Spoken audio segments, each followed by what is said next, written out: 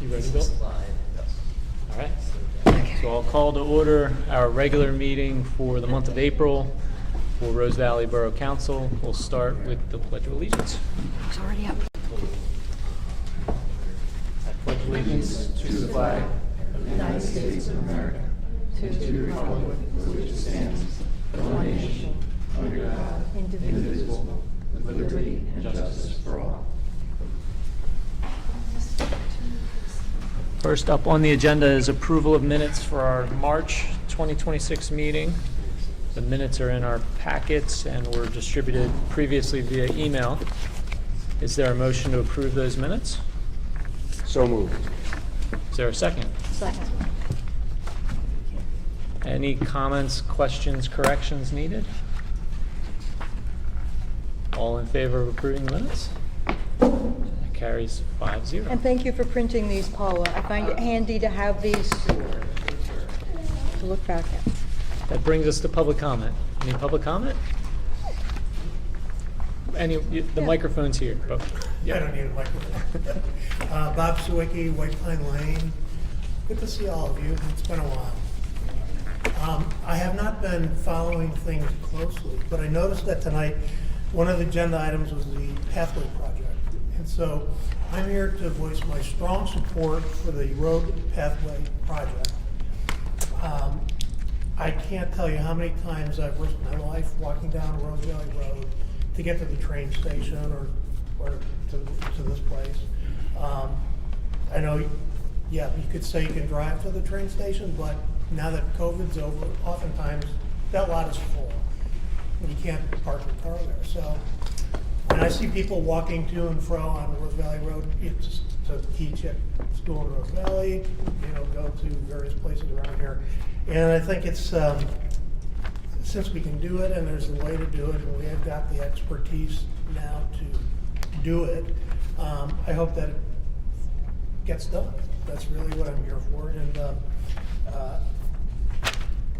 I'm open to questions if anybody has any questions for me. Thanks for sharing. Thanks, Bob. Sorry. Thank you very much. Yep. Nice to hear a positive Very voice. nice.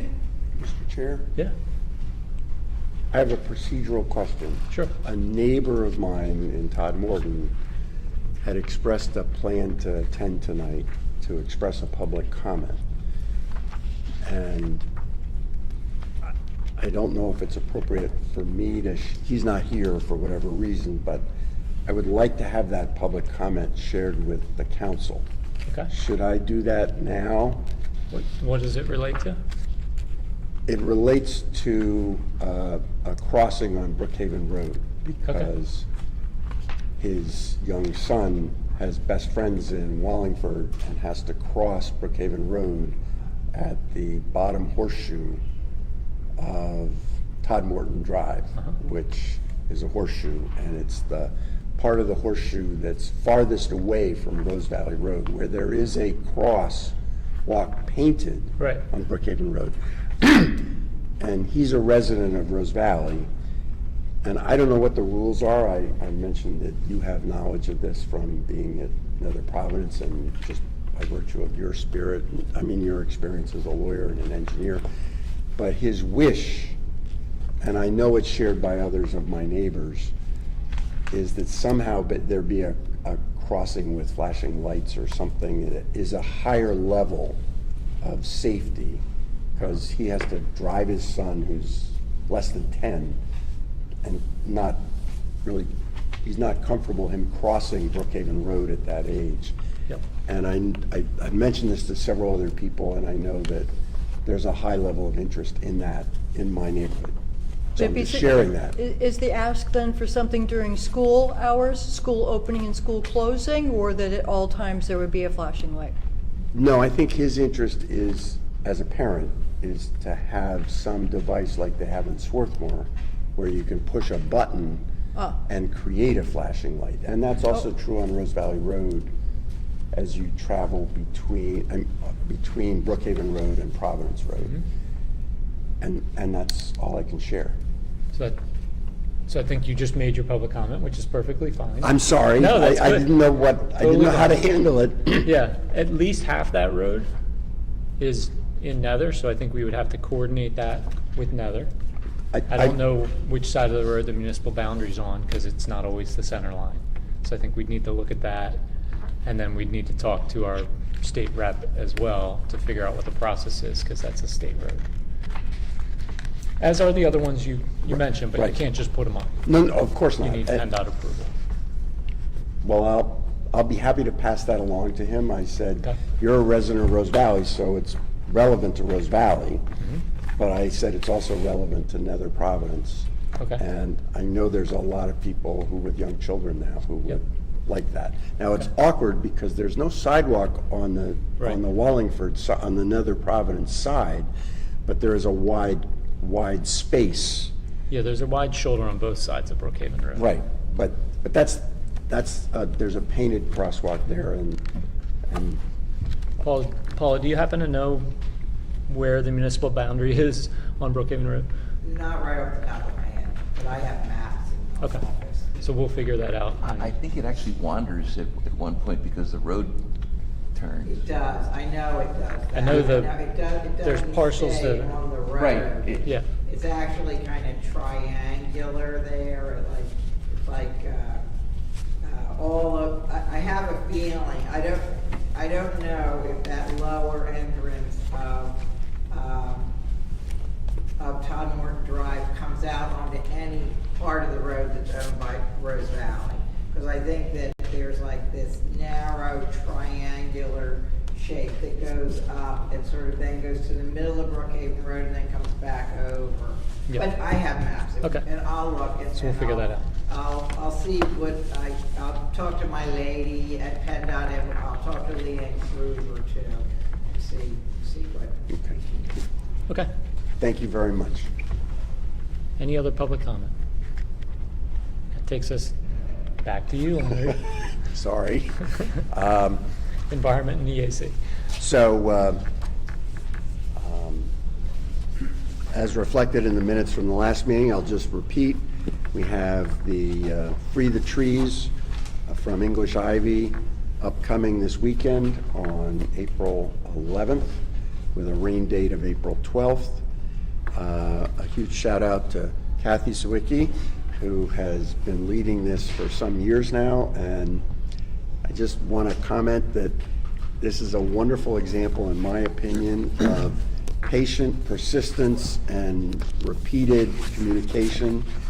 And over time, hundreds and hundreds of trees in Rose Valley have already been removed on this. And, you know, it's not the world's greatest crisis, to be honest, but it is a real environmental enhancement to manage your own property, to keep ivy off these trees, because it kills the trees, damages the trees, causes them to fall, collects ice and snow in the winter, and is not a native plant and is not helping the environment. And Kathy's made a huge contribution as a member of the EAC in our community to continue this year after year. That's one thing. The native plant sale is at the end of April. It's on a Sunday from 1 until 4 here at the Pavilion. I'm going by memory, I want to say April 26th. And that's a wonderful event. I encourage you to tell everybody. It's on the Borough website, and it'll be publicized in a variety of ways. People come from all around the area. It's a great event. And lastly, we have our Work Day, Volunteer Stewardship Day, organized by Jim Audley, a longtime EAC member and now an associate member, to make improvements in the Salt Preserve and other places that include, and the Long Point Preserve also, if there's time, on May 9th.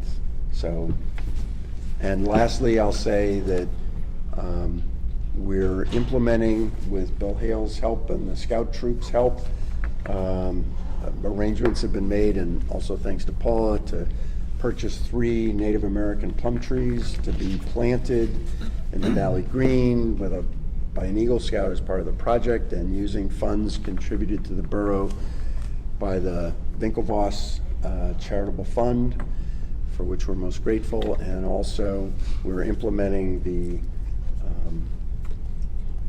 residential composting bins to be made available at a discount, and we're just making progress on that for later this spring. Further, affiant saith not. Okay. That takes us to highways, insurance, and technology. Tony. So we are looking at late April, early May to do the repaving on Long Point Lane after, yeah. Those of us there are very happy. I understand that we're going to coordinate that to avoid interference with we always call it big trash, but Large trash. large trash pickup days. But yes, that will be late April, early May. Super. Thank you. Library, Catherine? I sent you a handout, and the only thing that I wanted to reiterate is that the Food Truck Friday is April 24th. This is a really fun, family-friendly fundraiser for the library, so please come on down. We have live music and... Is that at the library, the food truck? It is. It is. It'll be in the parking lot, and there will be off-site parking across the street in the Wawa and also at Wallingford Station Dental to accommodate that. You mean Pantry One? Shed a tear. I still call it Pantry the One. Wawa. Pantry One, exactly. It was just yesterday it changed. Sad Wawa. And then secondarily, the Delco Gives is coming up, and all donations that the library receives during the month of April will go towards Delco Gives. And last year, they were lucky enough to end up getting $16,406 through the Delco Gives event. So it's a huge chunk of change. So if you're ever thinking about donating to the library, the month of April. Is that because of matching funds? It is. Okay. It is. And then we also we will have a couple of open board seats next year, and if you're interested or know of anyone who might be interested to serve on the board, there's a form that you can fill out online, or you can contact me, or you can contact the library. And then also the annual gift is coming out in the mail. Many of you, don't throw this away. You get it.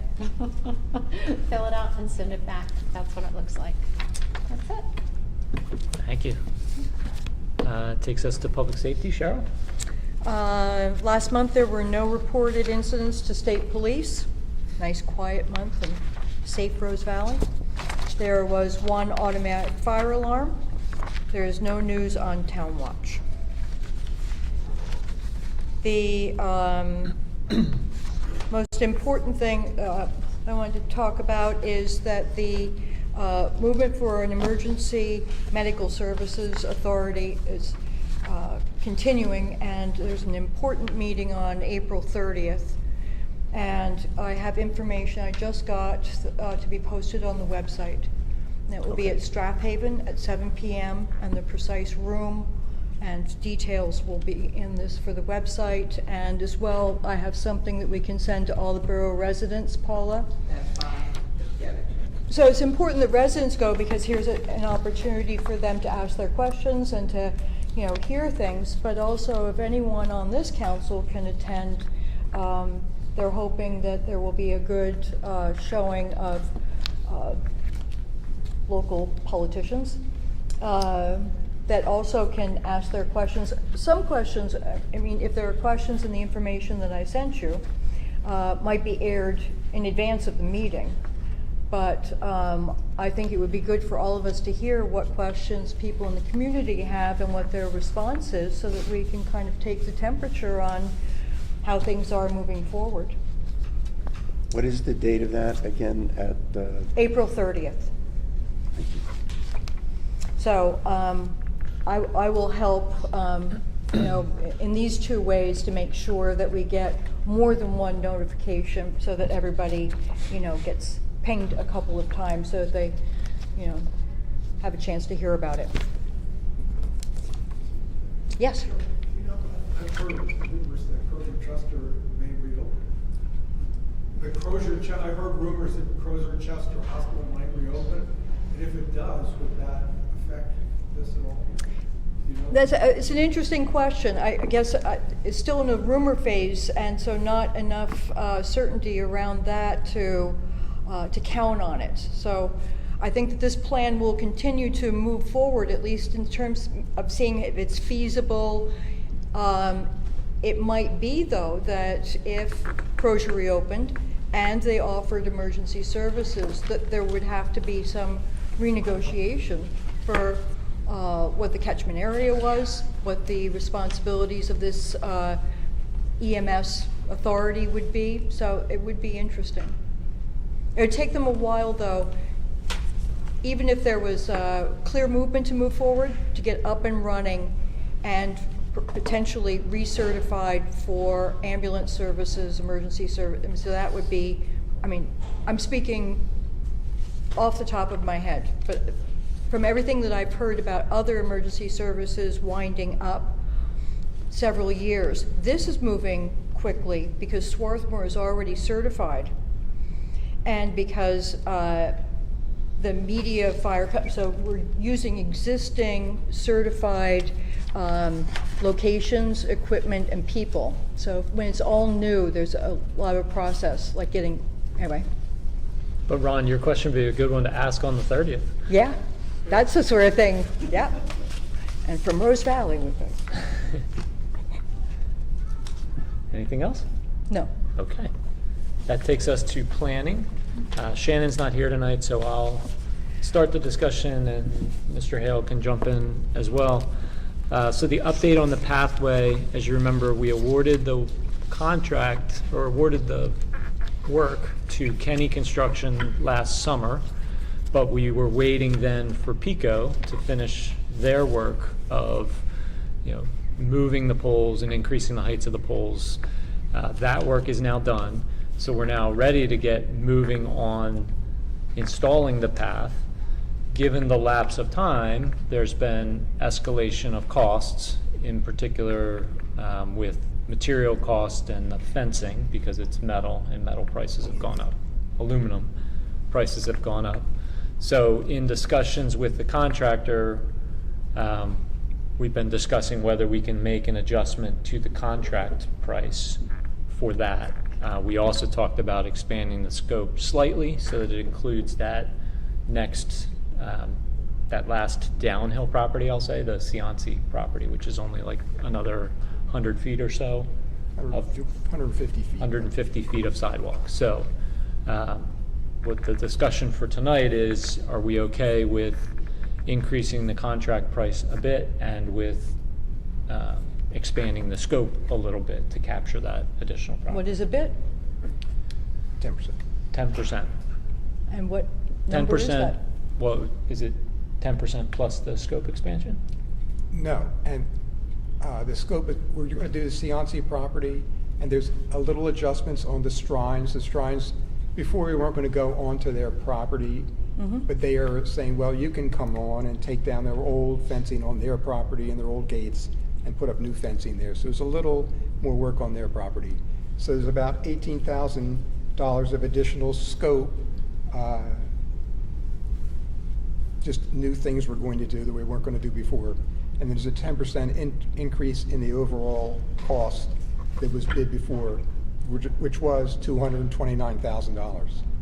So with those things added together, the new total cost would be $270,000. So it's an increase of 41-something thousand? Yeah, whatever it works out to be, yeah. 18, 23? About 41.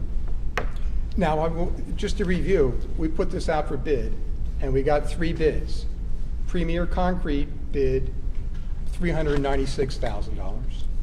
And Kinsley Construction bid $394,000. And Kenny bid $229,000. That's why they won. That's why they won.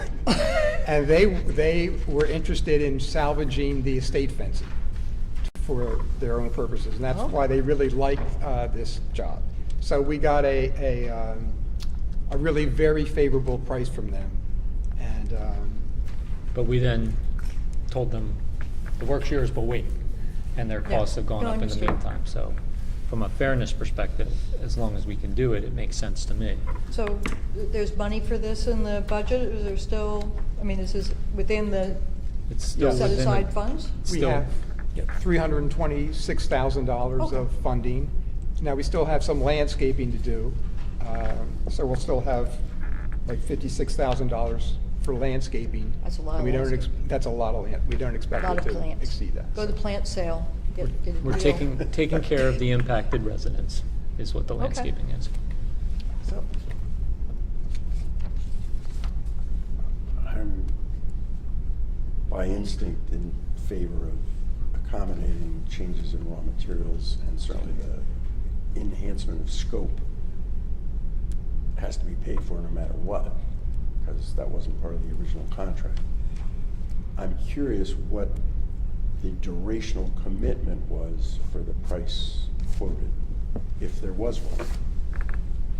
It's usually 60 days. You know, they bid a contract and say this price is good for 60 days.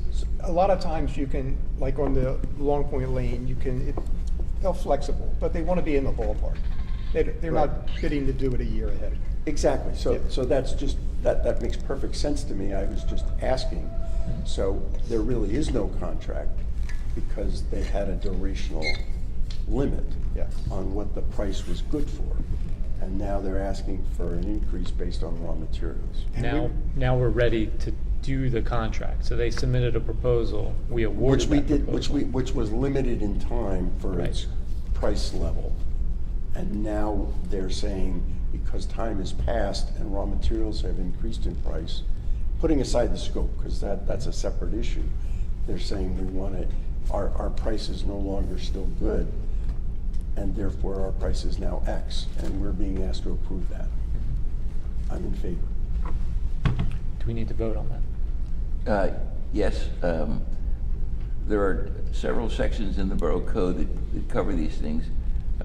Matt Hootman's general answer was any increase that's about 10% on an annual basis is sort of the norm, but you should vote on it just so that you've explained on the record why the increase in the money is.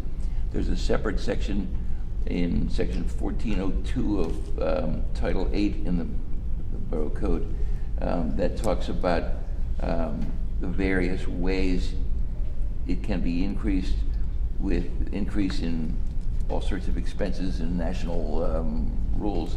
I've gone over those as recently as late this afternoon, and I don't see how any of those would apply to us given the circumstance that we're in with this, the addition that we're putting on it, the addition that he's putting on it. So I think you can vote on it tonight and pass it and have it done. Okay.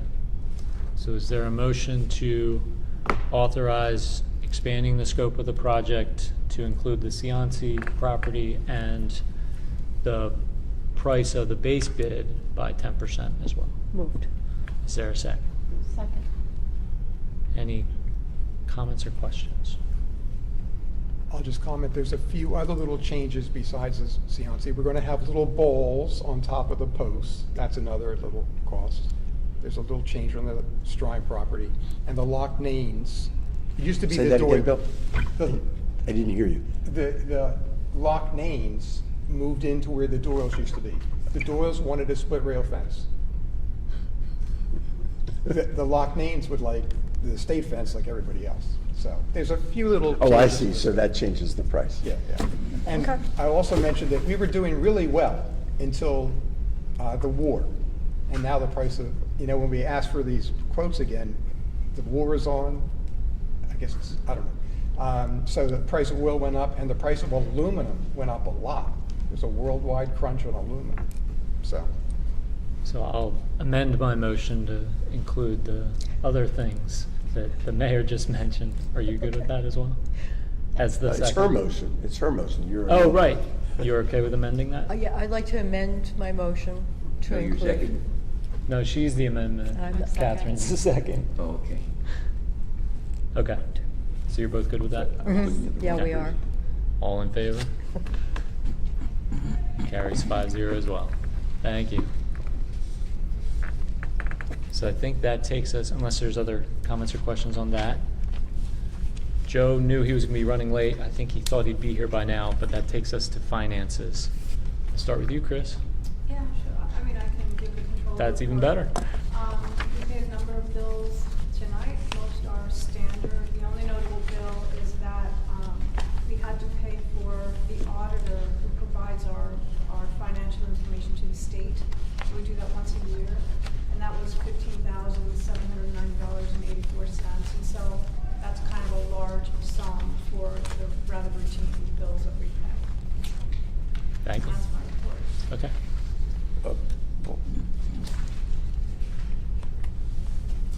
I'm not sure how to understand the comment that that's rather a large sum.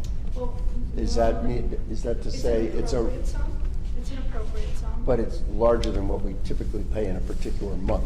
Yeah, our bills is larger for the month, and our bills, are $1,000, $2,000 to a specific vendor.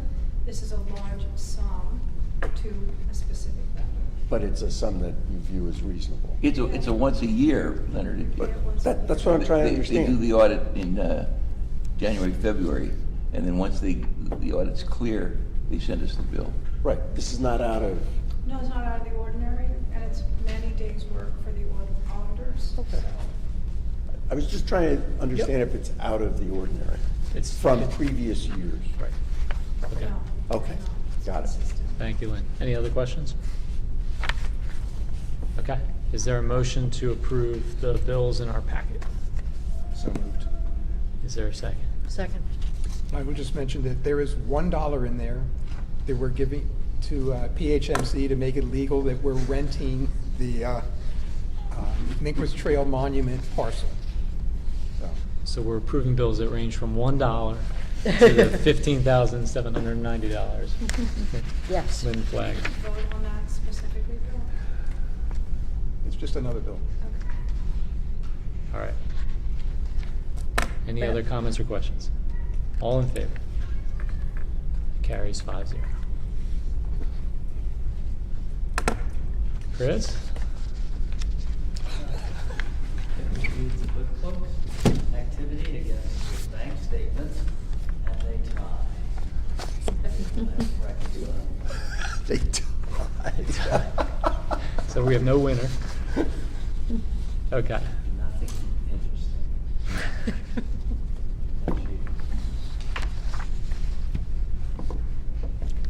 And then we have the status of funds in our packets as well. And a lot of tax receipts. And a lot of tax receipts on the, 'tis the season, on the income report. And that takes us to manager's report. And the only thing I have to report is the large trash pickup on May 4th is dead. So I'll be getting a notice out to everyone. I know everyone really enjoys that. I usually send like some kind of a newsletter, so if anyone has anything that they want to include in the newsletter, any points of interest, or if you want to say something about the path or anything, this is the time to get me a blurb and I will put it in. Or a picture. So Paul, I don't know what the timing of that is relative to Yeah, the I plant usually- sale, and it wouldn't be in time for the Free the Trees, but the plant sale and the stewardship day. Right, I can get those in it, that they. Do you need something more from me for that? No, I have. I would really like to have those in it. Okay, great. Mayor's report? I don't have anything. Solicitor's report?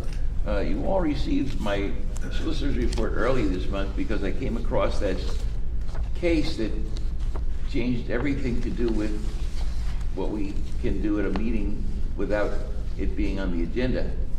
And so I've been tracking that to see what's going to happen with it. And the latest thing I have is a per curiam refusal to hear the case from the Supremes. So I take it there's that issue's dead, but I understand there are 3 separate bills being presented to the legislature. They're still in committee.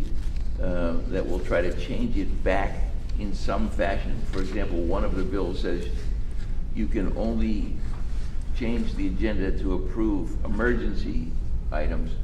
Another says you can only add to the agenda to change important items, whatever that supposedly means. And the third bill says you can change it to do anything you darn well please. So I was stunned by the case decision, and even more stunned by the three options that are now pending.